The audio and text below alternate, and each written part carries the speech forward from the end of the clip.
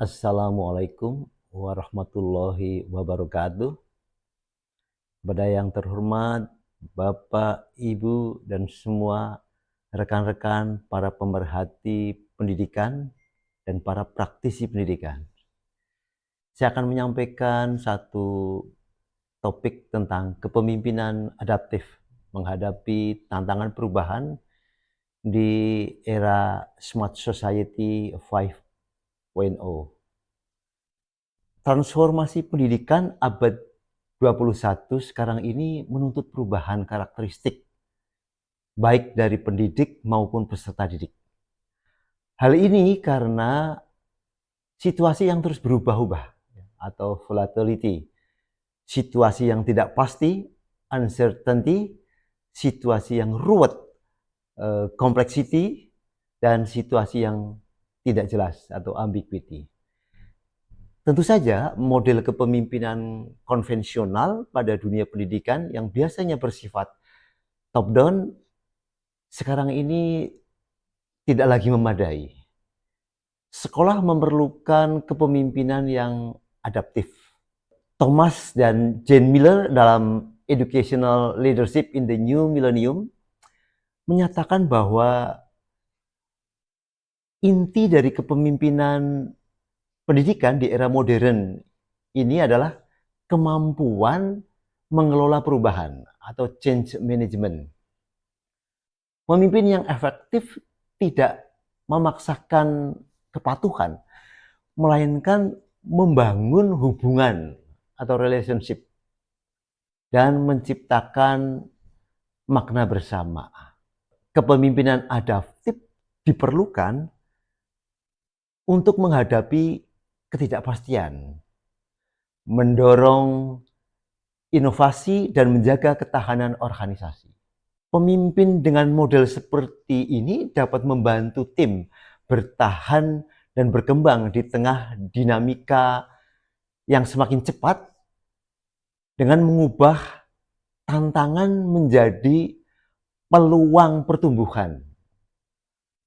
Nah, kepemimpinan adaptif itu merupakan kerangka kerja yang dikembangkan pertama kali oleh Ronald Heifetz dan Martin Linsky yang berfokus pada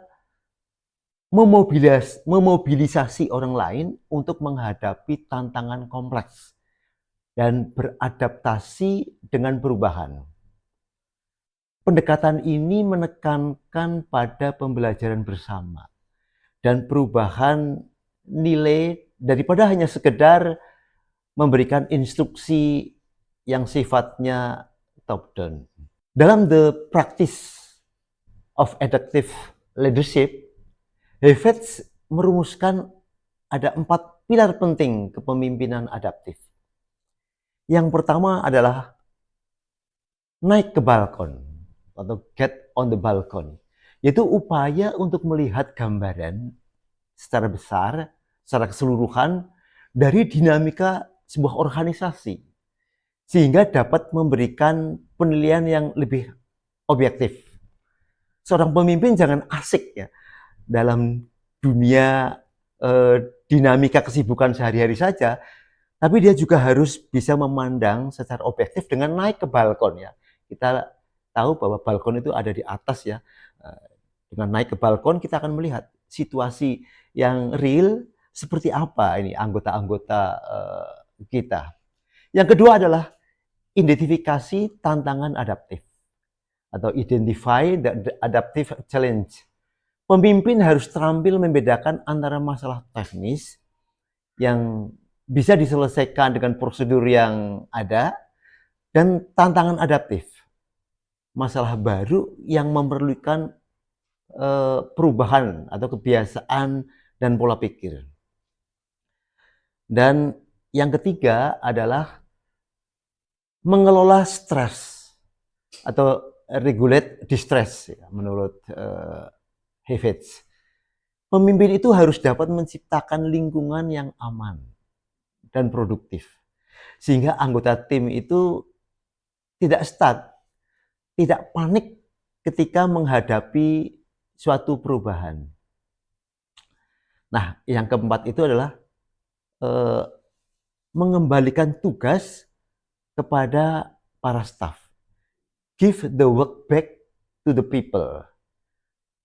Pemimpin itu harus dapat memberdayakan anggota tim. Untuk itu, dalam memecahkan masalah, pemimpin harus mengambil alih semua beban dan tanggung jawab kepada para staf. Pemimpin itu harus menghindarkan diri dari yang sifatnya one man show. Nah, ini harus dihindarkan.